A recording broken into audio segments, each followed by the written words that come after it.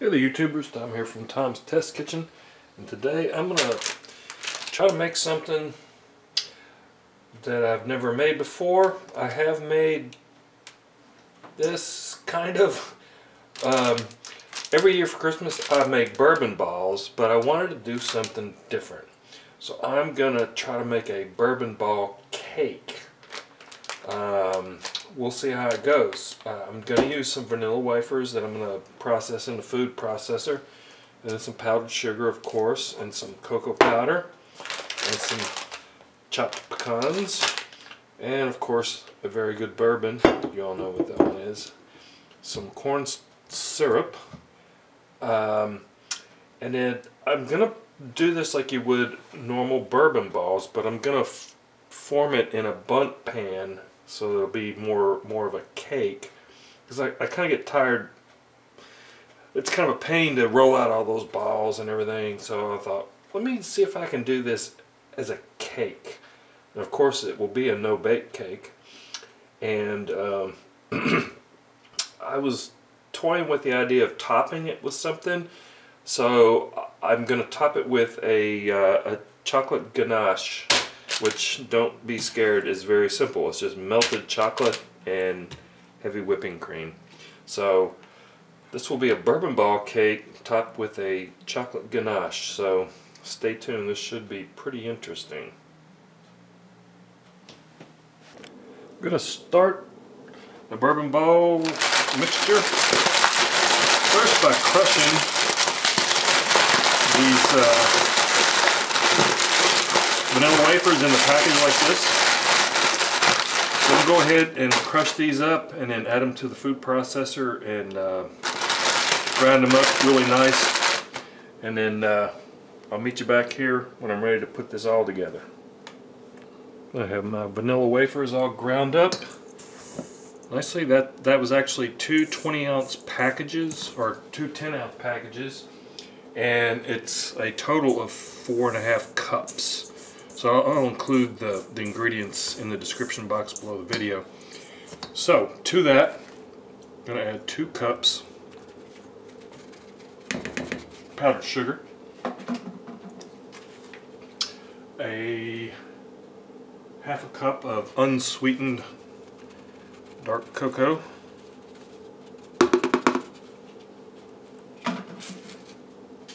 a cup of chopped pecans,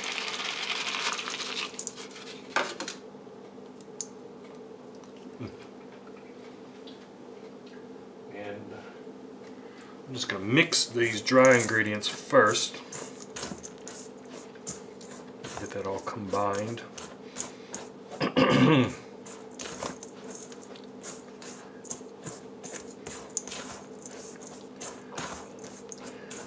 Bourbon balls are very popular in Kentucky this time of year. It's a big Christmas thing, you know.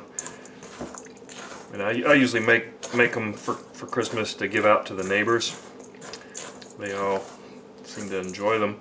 I just wanted to do something a little bit different this year, and I wanted to try to do it as a cake.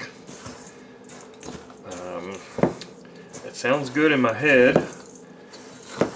but you never know until you actually try it, right? So that's coming together nicely incorporated. I know it doesn't look like much now, but it will. Now let's start adding our wet ingredients. Here I have a 1/4 cup of light corn syrup. I'm going to start with a 1/4 cup. If I need more, I can add more, because if it doesn't look like the mixture is coming together to form a cake or whatever, I can always add more. And then I'm going to go with a half a cup of a very good bourbon. You could always add or take out, you know, use less if you don't really like a lot of bourbon, or add more if you really like bourbon. So I'm just going to incorporate these wet ingredients with the dry.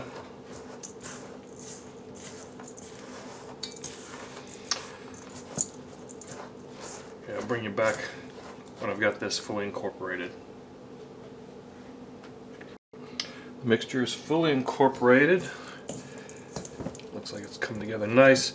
Now at this point you could just go ahead and make bourbon balls. So I'm going to test this by grabbing a little bit and see if it'll form into a ball for a bourbon ball. Yep, it's perfect. Holds together perfectly. So that right there is a bourbon ball. And you would simply roll that in some more cocoa powder and then top it with sprinkle with some powdered sugar on top and then refrigerate. So it kind of looks like almost like a brandy. Let's taste it.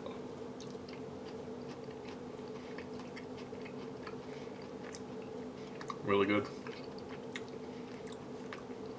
Just enough bourbon. Yeah, that amount of bourbon is perfect.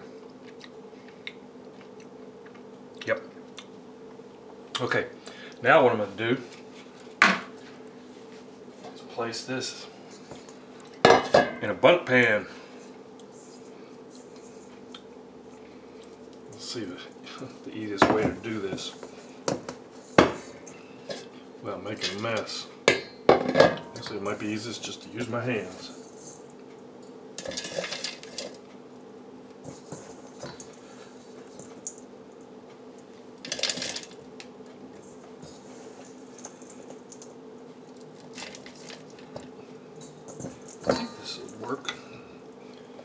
So at this point, before I add the rest of it, I'm going to start pressing this mixture down into the bundt pan. So instead of rolling it into tight balls, I'm going to be pressing it down into this bundt pan. And then I'll refrigerate it for a little while so that it can set up and that those flavors can really mingle. And pressing this down into the pan will give it a nice shape. Okay, let's add the rest of our mixture.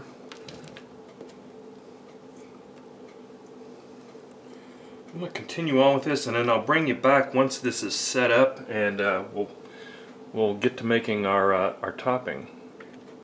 Okay, the Bourbon Ball Cake has been in the refrigerator for an hour, and I've actually thought about how I'm going to get this out. So I've been soaking it, set it in some hot water for probably about 5 minutes. And I've got my serving platter here with a piece of butcher paper that I traced out and cut. So let's pull this out and hope it comes out. So I just want to dry this off, dry this bundt pan off. I don't want to get water all over my serving platter. And invert this and hope this comes out.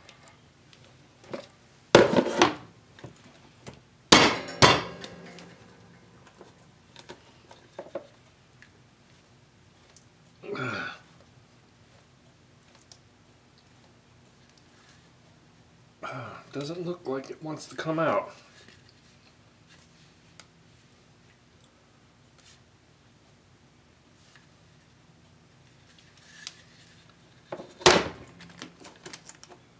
Maybe if I just sit it there for a little while. Stay tuned. I actually got it to release. I did it off camera because I actually had to slam it down pretty hard, and that would have not been nice on camera. But there she is. It looks really good. Looks exactly like what I would have thought it would look like. Okay, I'm going to let this sit here while I prepare the ganache. So stay tuned. The ganache is fairly easy, and I think it'll be a really nice topping for this. So definitely stay tuned. Now a ganache is nothing more than melted chocolate and heavy whipping cream. So I have here 12 ounces of chocolate. This is a melting type of chocolate. Got this at HEB. It's called a chocolate coating. I've used this a number of times and it's really good. It melts really easily. So just have this in a microwave safe bowl, and I'm going to microwave this for about a minute, and then I'm going to add some cream, but I'm going to warm this cream up. So I'll bring you back when I'm ready to put this all together. I'm just going to microwave this now. Well, I ended up doing the chocolate for 3 minutes to melt it, and there it is, nice and melted. Just going to give this a quick stir just to break it down nicely, make it smooth. And I've heated the milk. I just brought it up to a light boil, or the cream, and then brought it to a light boil just to heat it up nicely. So I'm just going to start adding this, and you want to add this a little bit at a time.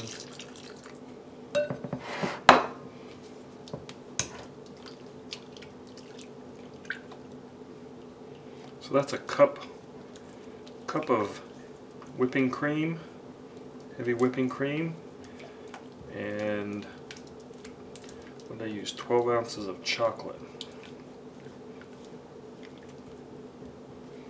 So I just want to incorporate this well before adding any more.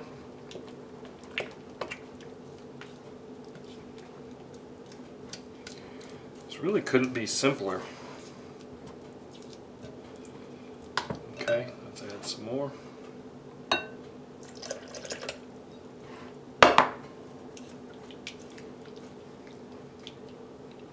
Okay, I'm going to continue this on until I have this all fully incorporated, and then we'll add the ganache to the bourbon ball cake.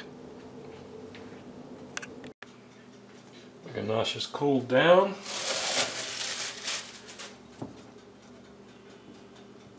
It looks really good.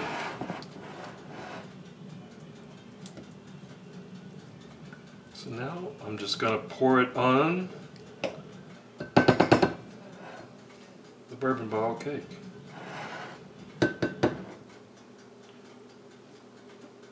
Let it sit for a little while.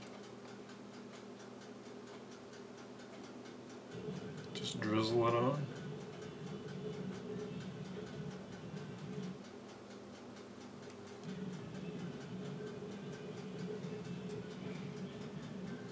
A little bit more over there.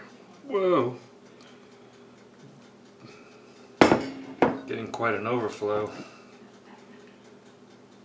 Missed a couple of spots here.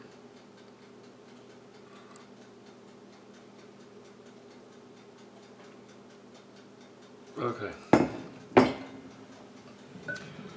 Okay, I've got an overflow here. No big deal.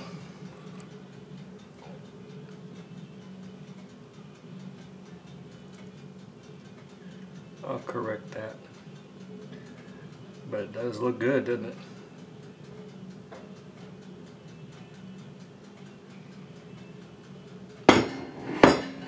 Okay, I'm just going to let that sit for a little while. It's a chocolate volcano. Well, I recovered from my mess. Here's a tip. When you're working with ganache, refrigerate it for at least an hour so it can set up before you start to pour it, or you will end up with a lava flow. So let's cut into this bourbon ball cake and see how I did. Now you're only going to need a little bit, small slices like this. Like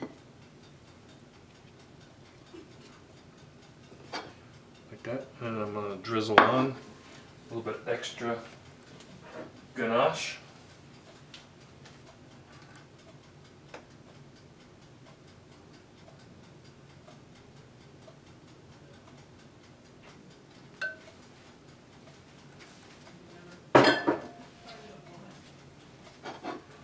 There you have it. Let's see how it tastes.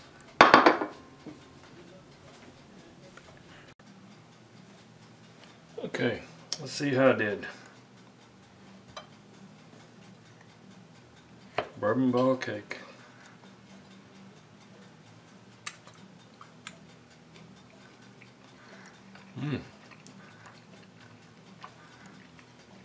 Really good.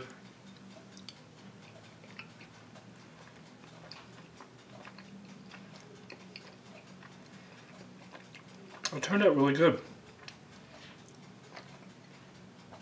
That ganache is awesome. Well,